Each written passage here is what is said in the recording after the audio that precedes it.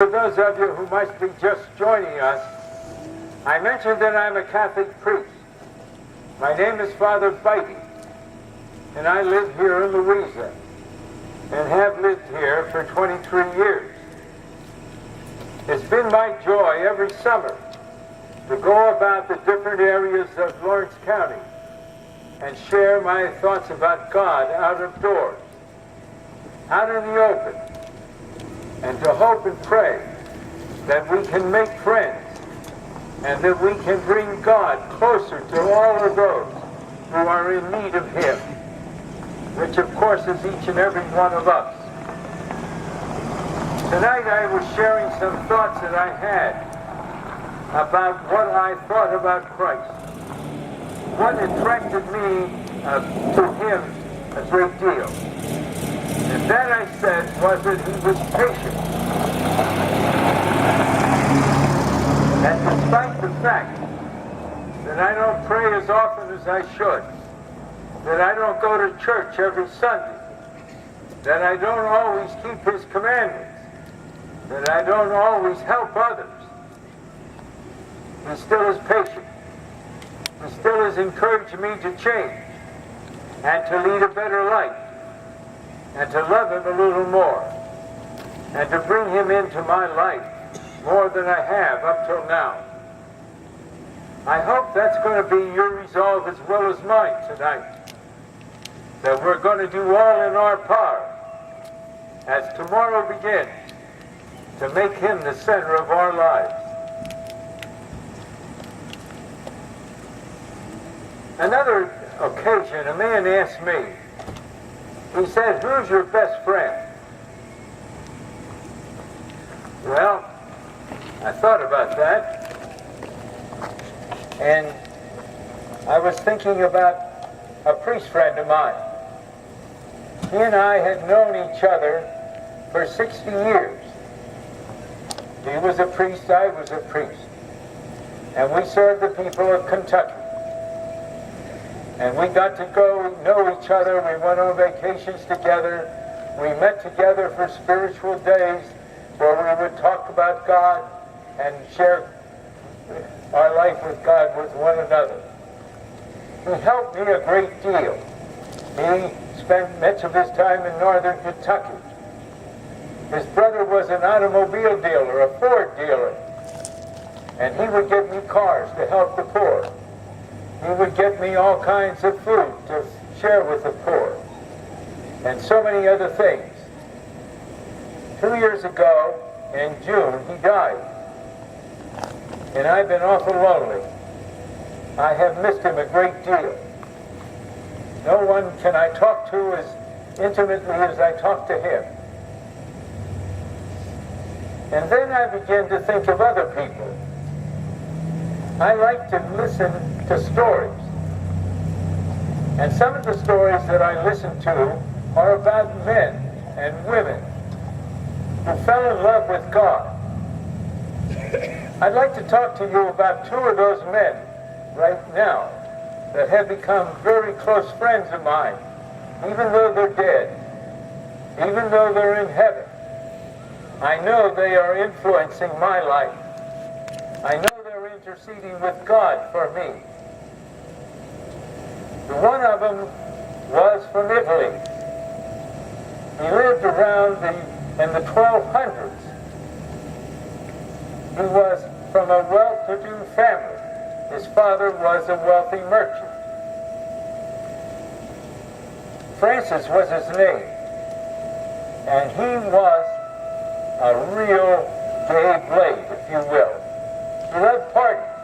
He loved dances. He loved girls. He loved to be a soldier. He wanted to be so strong and so powerful. He wanted to impress everybody that he was a soldier. And he went off to war. He got captured. But he finally escaped and got back home. And he was going back again. And on his way out of town, he had a vision of Christ. And Christ asked him where he's going. He said, "I'm going to war." And Christ said, why don't you fight for me? He said, what do you mean? He said, why don't you come and help me bring people closer to me? I need friends. I need helpers. And he said, how can I help you? He said, don't be so concerned over all that money you're looking after, all that fame, all those good clothes you want to wear. He said, I'll give you something to do. I want you to give away your things you have. I want you to come. There's an old church down the road that needs fixing up. Nobody goes there anymore. And I want you to fix my house up. I want you to do me a favor.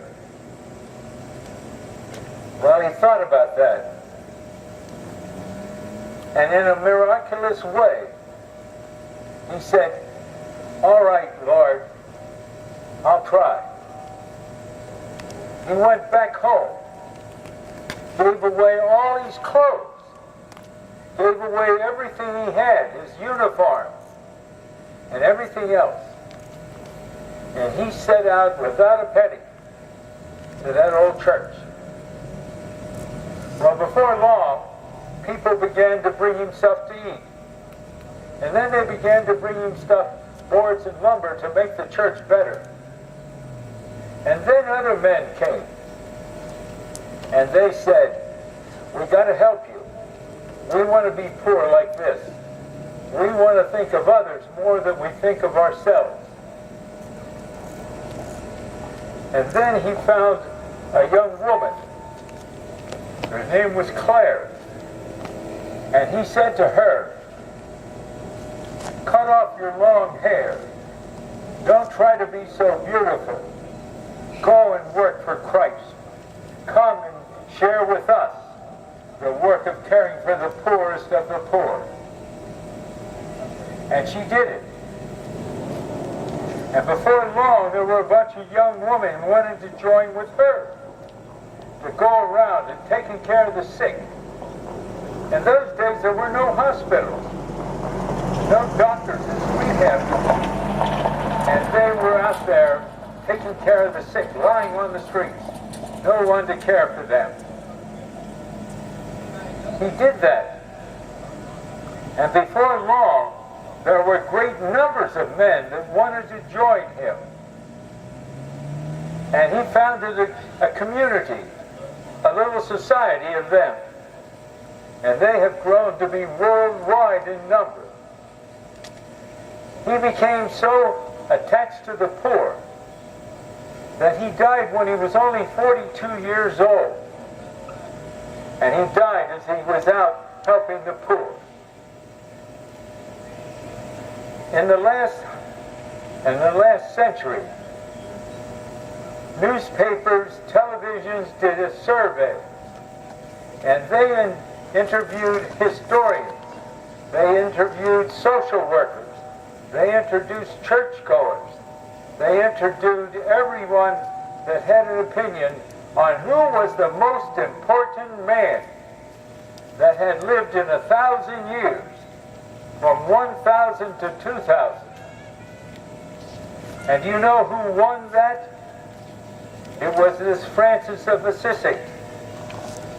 He had influenced more people to do good for the poor, to take care of the sick, to look after the elderly, than anyone else in those 2,000 years. And I couldn't help but think, I got to make friends with him. I got to try to do without things myself. I got to give more to the poor than I do. I have to share what I have with them, whether it's clothing or furniture or money, just whatever. A week ago, yesterday, I was at my house there on Route 3, the Point section. And there I was ready to go out the door to church. And there stood a husband and wife.